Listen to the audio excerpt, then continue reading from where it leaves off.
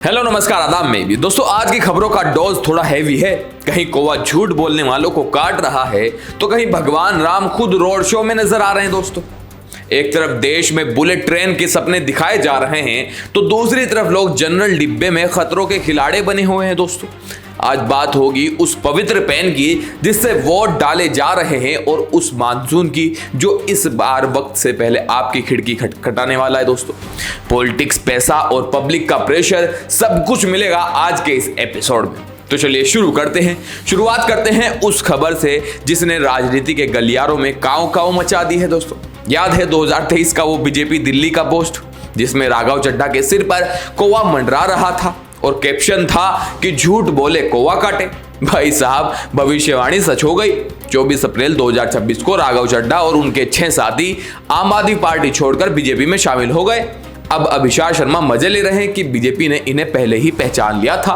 मतलब कल तक जो कट्टर ईमानदार थे आज वो कट्टर बीजेपी हो गए। इसे कहते हैं राजनीति की असली फ्लाइट। जब दल बदलता है तो दिल के साथ साथ गार्ड भी बदल जाते हैं। दोस्तों, पंजाब की आम आदमी पार्टी सरकार ने उन सांसदों की सुरक्षा वापस ले ली है जो बीजेपी में गए हैं। दोस्तों, पर चिंता मत कीजिए, केंद्र सरकार बड़े भाई की तरह तुरंत मैदान में उतर गई। दोस्तों, जहां पंजाब पुलिस के 4 जवान हटे वहां केंद्र ने 15-15 सीआरपीएफ के जवान तैनात कर दिए। दोस्तों, अब सांसद जी सोच रहे होंगे कि भाई पार्टी बदली, किस्मत बदली और अब काफिला भी बदल गया। हरभजन पाजी अब पूरी तरह सेफ है। अब चलते हैं गुजरात, जहां चुनाव में लाल पेन का जादू चल रहा है। दोस्तों, एक पोलिंग बूथ पर कुछ कार्यकर्ता लाल पेन बांटते पकड़े गए जो कथित तौर पर बीजेपी के दलित कार्यकर्ता स्पॉन्सर कर रहे थे। दोस्तों, जन समर्थन विकास लेना, इनका फोटो भी ले लेना मैडम का। हाँ। मैंने नहीं लिया है मैडम, सच में। तो आप बैठे हो, आप पेन तो देख सकते हो ना। कहाँ गए भाई? अरे आप क्यों बैठे थे? नहीं बोलो, आप बैठे थे क्यों? आपको पेन में नाम पढ़ना नहीं आता है? अरे मेरे पेन में नाम पढ़ना नहीं आता है? जैसे ही कैमरा चला भाई लोग मिल्खा सिंह बन गए दोस्तों और निकल लिए। विडम्बना देखिए, जमीन पर कार्यकर्ता साथ है लेकिन समाज में आज भी भेदभाव की खबरें कम नहीं होती है। दोस्तों, चुनाव में पेन का इस्तेमाल साइन करने के लिए होता है या माइंड वॉश के लिए, ये तो जनता ही जाने। बिहार के दरभंगा में बिजली विभाग की तब सिट्टी बिट्टी गुम हो गई जब खुद बीजेपी विधायक मैथिली ठाकुर का फोन आ गया। दोस्तों, शिकायत थी कि भैया बिजली कहाँ है। जीतने के बाद बिजली कटने लगा है। जी सही है। नाम खराब हो रहा है पृथ्वी। हाँ, देखिए क्या समस्या, बहुत सारा परेशानी मैडम यहाँ पे। अब जनता की सेवा में विधायक जी खुद लाइन मैन मोड में आ गई।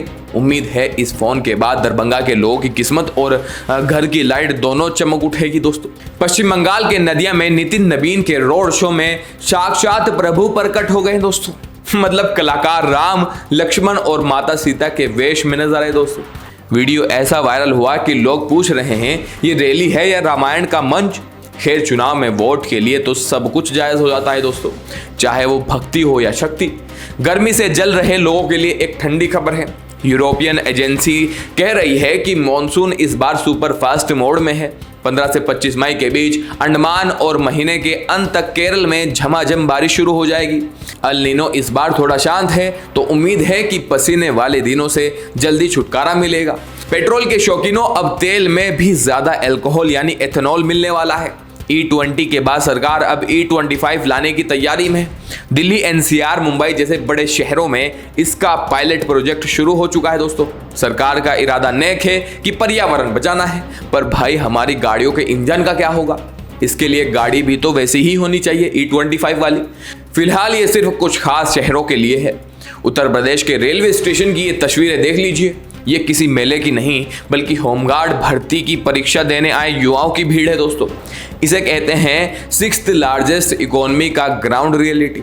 बेरोजगारी का आलम यह है कि लोग जान जोखिम में डालकर सफर कर रहे हैं। दोस्तों, विडम्बना तो देखिए, स्टेशन पर भीड़ बेरोजगारी की है पर वोट फिर भी दूसरे मुद्दों पर डालेंगे। दोस्तों, एक तरफ हम बुलेट ट्रेन के सपने देख रहे हैं और दूसरी तरफ जयंत भंडारी जैसे आलोचक ये वीडियो शेयर कर रहे हैं। देखिए कैसे लोग जनरल डिब्बों में जानवरों की तरह घुसने को मजबूर हैं। ये विरोधाभास ही भारत की असलियत है। दोस्तों, एक तरफ हम चांद पर पहुंच गए हैं, दूसरी तरफ एक आम आदमी के लिए ट्रेन का सफर आज भी एक जंग है। क्या सच में हमें पहले बुलेट ट्रेन चाहिए या इन डब्बों में थोड़ी सी इंसानियत वाली जगह?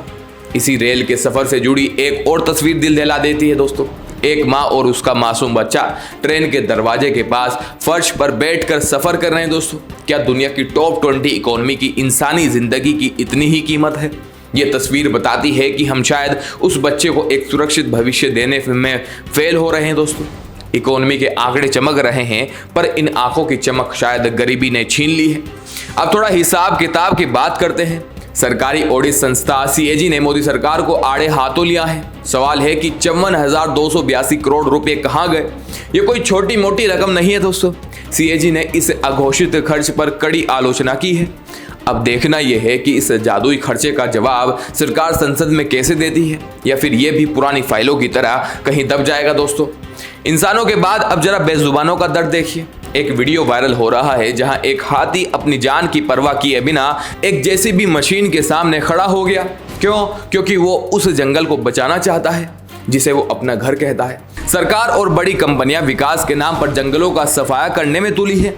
ये हाथी हमें बता रहे हैं कि विकास की इस अंधी दौड़ में हमने कुदरत को दांव पर लगा दिया है। इधर देश में महंगाई आसमान छू रही है, लोग 2 वक्त की रोटी के लिए संघर्ष कर रहे हैं, और उधर धीरेन्द्र शास्त्री जी का नया फरमान सुनिए दोस्तों। वो कह रहे हैं कि हर हिंदू 4 बच्चे पैदा करे और एक RSS को दान कर दे। चौथा 4 बच्चे पैदा करो, 1 बच्चे स्वयंसेवक राष्ट्रीय स्वयंसेवक संघ को समर्पित करो। इसके पीछे का उद्देश्य ये है, राष्ट्रवादी बनाओ। महाराज जी, लग्जरी लाइफ जीना आसान है, पर उन 4 बच्चों की स्कूल फीस और दूध का खर्चा कौन उठाएगा? अंधभक्त शायद तालियां बजा रहे होंगे दोस्तों, लेकिन आम आदमी तो बस कैलकुलेटर ही चलाता रह जाएगा। धन की बात निकली है तो बता दें कि शंकराचार्य स्वामी अविमुक्तेश्वर आनंद जी ने 3 मई से गौ संरक्षण यात्रा पर निकल रहे हैं दोस्तों। खास बात यह है कि उनकी सुरक्षा कोई पुलिस नहीं, बल्कि उनकी अपनी चतुर्गिणी सेना करेगी दोस्तों।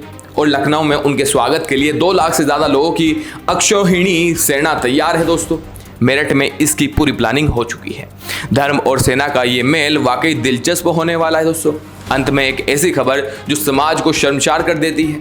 67 साल के दीपक प्रधान ने एक महिला हॉस्टल में घुसकर MBA छात्रा के साथ घिनौनी वारदात को अंजाम दिया दोस्तों।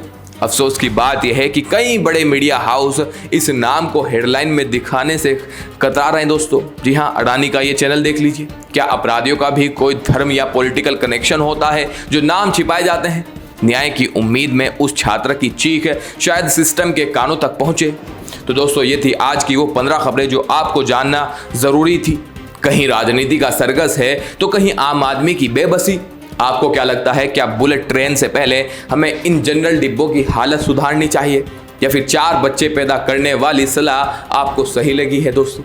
अपनी राय कमेंट बॉक्स में जरूर दें। वीडियो को लाइक करें, चैनल को सब्सक्राइब करें। जल्दी लौटूंगा बड़ी बड़ी अपडेट्स के साथ, छोटी छोटी वीडियो के साथ, ताकि आप बोर भी ना हो। जय हिंद।